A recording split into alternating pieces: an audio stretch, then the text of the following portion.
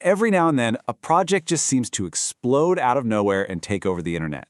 And for the last few weeks, that project has been a free, open-source AI. But this isn't just another chatbot. This is an AI that doesn't just talk, it does things. It's called OpenClaw, and it might just be a real glimpse into the future of how we work with machines. And this quote right here just nails why everyone is freaking out about it. We're not talking about chatbots that give you suggestions anymore, no. Imagine just messaging an AI like you would a coworker, and it literally takes control of a computer to get the job done. That right there is the whole promise of OpenClaw. So, what is OpenClaw, really? Well, at its core, it's what's called an autonomous agent, and that means a couple of really important things.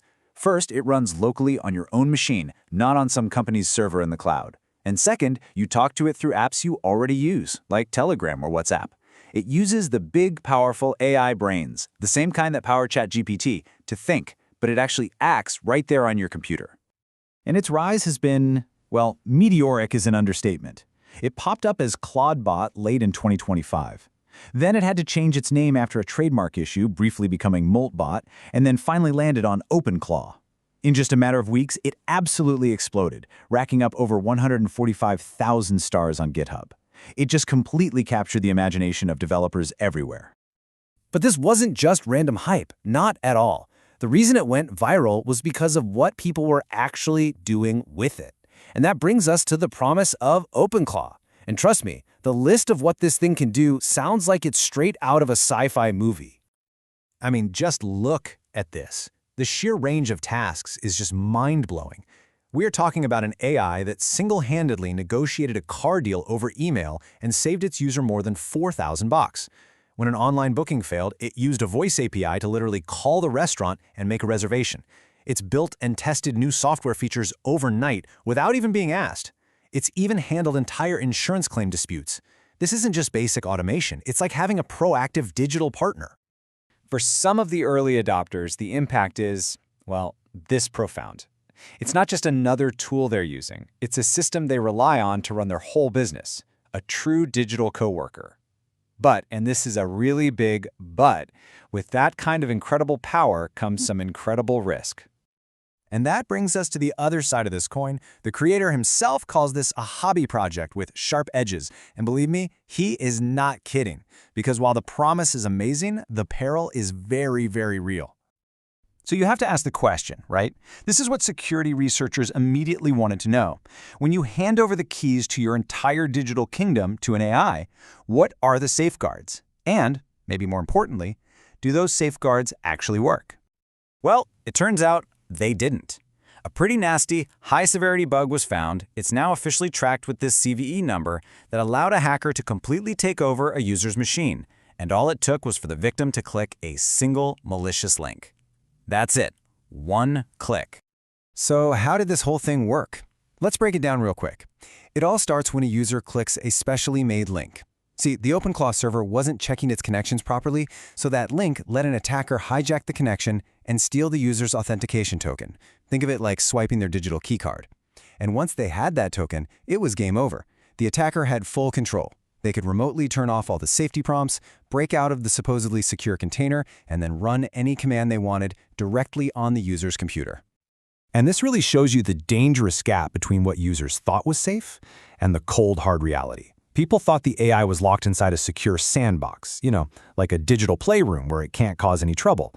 But in reality, the AI could just ask the main system for the key and walk right out. People thought, oh, it's just on my local network, I'm safe. Nope, the attack worked anyway. And they trusted those little, are you sure, approval prompts. But a hacker with control could just tell the AI, hey, stop asking for permission. And on top of the security nightmare, there's a serious financial risk. The software itself is free, yeah, but the AI models it connects to, those are not. And without really careful management, the agent can get stuck in a loop or take on some huge task and just start racking up massive API bills. Some heavy users have reported costs of over $300 in a single day. So, if you take one thing away from this, let it be this warning, which is echoed by both the creator and the entire community. You have to treat this as an experimental tool. Never, ever connect it to your main accounts or your password manager. Run it in a totally isolated environment. The potential for things to go sideways, either from a security breach or just a runaway process, is just way too high. But the story doesn't actually end there. This gets even weirder. Alongside OpenClaw, the creator launched this fascinating wild side project called moltbot.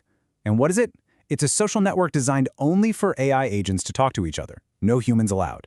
And this gave researchers this totally unique window into how these autonomous AIs behave when they're just hanging out with each other. So what did they find? Well, one of the key things from studying moltbot is that almost 1 in every 5 posts had what the researchers called action-inducing language. Basically, these were posts where one AI was giving direct commands or instructions to another AI. It showed that sharing executable advice is just a totally normal, routine thing in this AI-only society. Okay, but here's where it gets really interesting. How did the other agents react to being told what to do?